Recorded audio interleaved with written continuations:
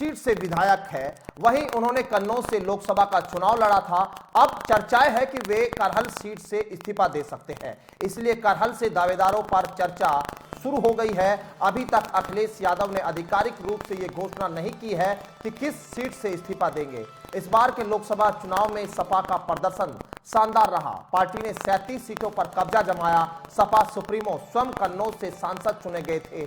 ऐसे में करहल विधानसभा सीट छोड़ने की चर्चा चलने पर दावेदारों के नाम अब हवा में तैरने लगे हैं। इस पर निर्णय स्वयं अखिलेश यादव को ही लेना है। फिलहाल उनके निर्णय पर सबकी नजरें हैं। सपा के राष्ट्रीय अध्यक्ष अखिलेश यादव जनपद की करहल विधानसभा मैनपुरी के करहल विधानसभा सीट से विधायक है और इस लोकसभा चुनाव में उन्होंने कन्नौज सीट से चुनाव जीत यहां हासिल की और परिणामों से सपा हाईकमान भी काफी उत्साहित है।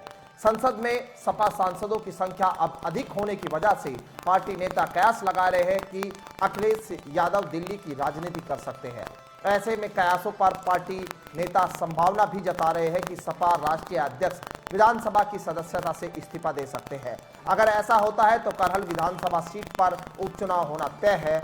जानकारों का दावा है कि अखिलेश यादव करहल से इस्तीफा देते हैं तो यहां पार्टी की ओर से कई दावेदार हो सकते हैं। इन दावेदारों में सैफई परिवार के पूर्व सांसद तेज प्रताप यादव के अलावा पूर्व एमएलसी अरविंद यादव और पूर्व विधायक सोवरन सिंह यादव की दावेदारी पर अब कयास लगाए जा रहे हैं। दरअसल करहल सीट यहां समाजवादी पार्टी का गढ़ कही जाती है और इस सीट पर यहां समाजवादी पार्टी हमेशा से जीतती रही। जब करहल सीट पर अखिलेश यादव की जीत हुई थी तो इसमें भी जीत का मार्जिन काफी बढ़िया जो है देखने को मिले था।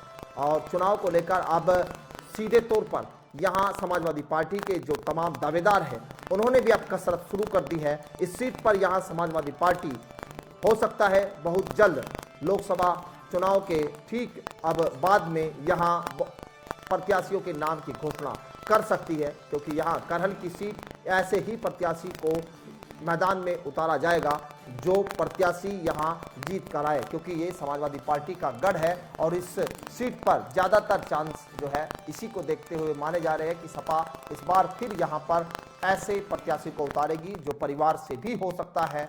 और यहां कई जो नाम हमने इस सीट पर बताए हैं उन नामों में भी चर्चा अब सियासी गलियारों में सुनने को मिल रही है।